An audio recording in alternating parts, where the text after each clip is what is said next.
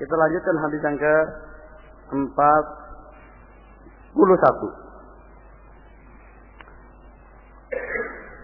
Imam Nawawi rahimahullah beliau mengatakan, An Abi Muhammad Abdullah ibni Amr ibn al-As radhiyallahu anhuma, dari Abu Muhammad Abdullah bin Amr bin As, semoga Allah meridai keduanya, Abdullah dan Amr bin As, beliau berkata, qala Rasulullah sallallahu alaihi wasallam, Rasulullah sallallahu alaihi wasallam bersabda, la yu'minu ahadukum hatta yakuna hawa tabani ma ji'tu bih.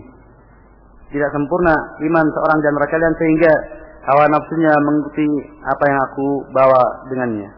Hadisun hasan sahih rawainahu fi kitabil hujjah bi isnadin sahihin. Hadis hasan sahih kami riwayatkan dalam kitab al-hujjah dengan sanad yang sahih. Namun hadis ini didhaifkan oleh para ulama yang lainnya. Secara sanad hadis ini dhaif. Tapi secara makna banyak ayat-ayat Allah Subhanahu wa taala yang mendukung makna yang termaksud dalam hadis tersebut. Seperti firman Allah dalam surat An-Nisa ayat 565. Wala wa rabbika la yu'minuna hatta yuhaqqimuka fima shajara bainahum thumma la yajidu fi anfusihim harajan mimma qadaita wa yusallimu taslima. Maka sekali-kali demi Rabbmu tidaklah sempurna iman mereka sehingga mereka menjadikan engkau sebagai hakim dalam perselisihan yang terjadi pada mereka. Kemudian mereka tidak dapat dalam jiwa-jiwa mereka keberatan terhadap apa yang engkau putuskan, dan mereka pasrah dengan sebenar-benar pasrah. Dan banyak ulama yang berpendapat seperti Imam Tirmidzi menghasankan hadis tersebut. Karena banyaknya pendukungnya dari sisi firman Allah Subhanahu wa taala. Seperti juga dalam firman Allah surat At-Taubah ayat 24. Tentang hawa, kalau datang dalam bentuk mutlak, maka dimaksudkan untuk celaan.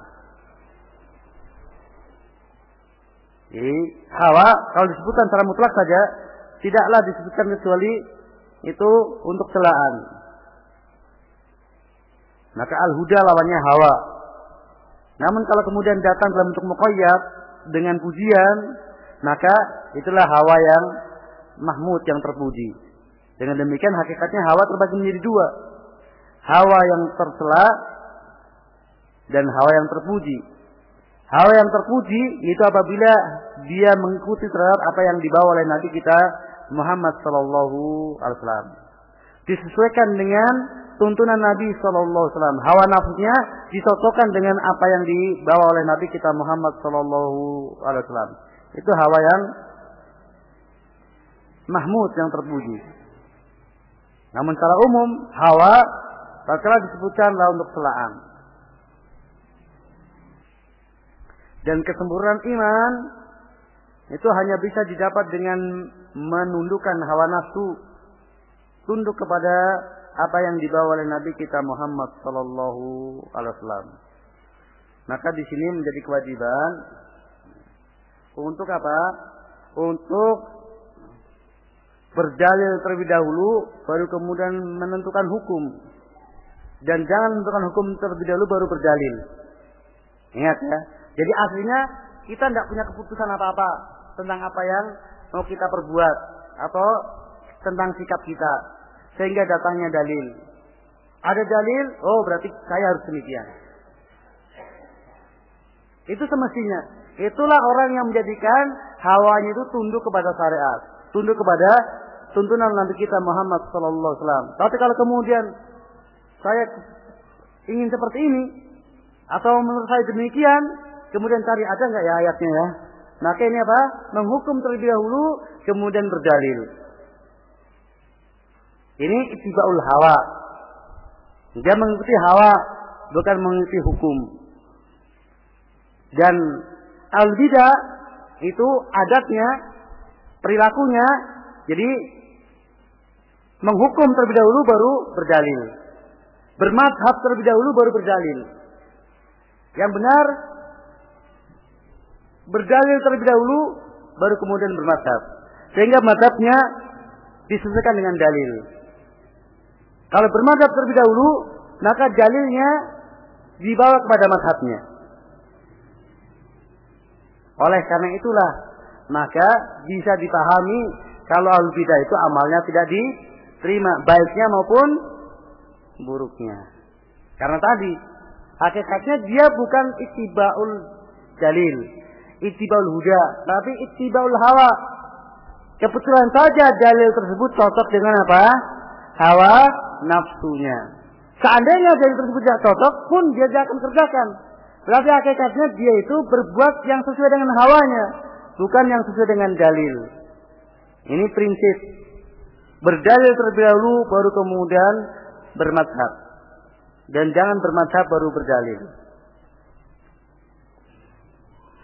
Tatkala di sini kesempurnaan iman seorang tidak akan didapat kecuali dengan menundukkan hawa nafsunya kepada apa yang datang dari Nabi kita Muhammad sallallahu alaihi wasallam, melazimkan bahwasanya syarat itu telah menjelaskan segala sesuatu. Artinya semua yang dibutuhkan oleh manusia ini dari yang akan memberikan manfaat kepadanya pasti sudah dijelaskan oleh syariat. Baik urusan diniyah maupun urusan duniawiyah. Baik dengan penjelasan yang detail, yang langsung, maupun dengan penjelasan yang global. Penjelasan yang diketahui oleh semua orang atau yang diketahui oleh ahlul ilmi saja. Sebagaimana Allah katakan tentang kitabnya, wa nazzalna 'alaikal kitaba tibyanan likulli syai', An-Nahl ayat 89. Wa nazzalna 'alaikal kitaba tibyanan likulli syai', dan kami turunkan kepadamu sebuah kitab, yaitu Al-Qur'an, menjelaskan segala sesuatu.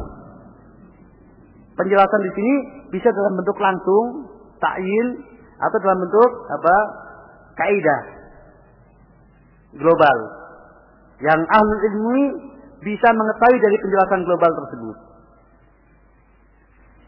Beliau juga pernah menyampaikan ada sebuah kisah. Seseorang bertanya kepada ahlul ilmi, katanya kitab kalian menjelaskan segala sesuatu. Ini di ruang makan, di rumah makan. Coba buktikan. Apakah ada penjelasan Al-Quran tentang cara membuat masakan ini? Jangan ngetes ahlul ilmi tersebut. Apakah ada penjelasan Al-Quran cara membuat masakan ini yang kita makan ini? Maka jawab ada. Ada. Ya. Tanya kepada tukang masak itu. Cara membuat masakan ini. Loh, saya minta penjelasan dari Al-Quran cara membuat masakan ini. Iya, tanya kamu sama kokinya itu. Kemudian, bagaimana kamu katakan demikian? Bukan Al-Quran mengatakan fas'alu ahla dzikri in kuntum la ta'lamun. Bertanyalah kepada ahli dzikir jika kamu tidak tahu. Urusan membuat makanan ini ya tanya kepada ahlinya. Ya kokinya itulah. Itulah perintah Al-Quran, fas'alu ahla dzikri in kuntum la ta'lamun. Maka ma faratna fil kitab min syai', kata Allah. Tidak kami tinggalkan dalam kitab ini sesuatu pun. Semuanya dijelaskan. Ima dengan penjelasan yang to the point, langsung. Ini haram, atau dengan kaidah-kaidahnya. Seperti tatkala seorang minta kepada saya, tunjukkan kepada saya masjid Tokung Galangan. Kemudian sini, saya antar, ini loh, masjid Tokung Galangan. Saya menunjukkan atau tidak? Menunjukkan langsung. Kalau kemudian tunjukkan kepada saya masjid Tokung Galangan. Kemudian silakan tanya sama Mbara. Dia tahu mana masjid Tokung Galangan. Apakah saya menunjukkan atau menunjukkan? Menunjukkan. Dan dengan kalau dia mau mengikuti petunjuk saya, mesti dia akhirnya akan tahu mana masjid Tokung Galangan. Dan demikianlah metode Al-Quran dalam menunjukkan. Ada yang tunjukkan secara langsung, ada yang secara kaidahnya atau petunjuk umum. Ada yang apa? Juknisnya, juklaknya, ada yang penunjuk umumnya.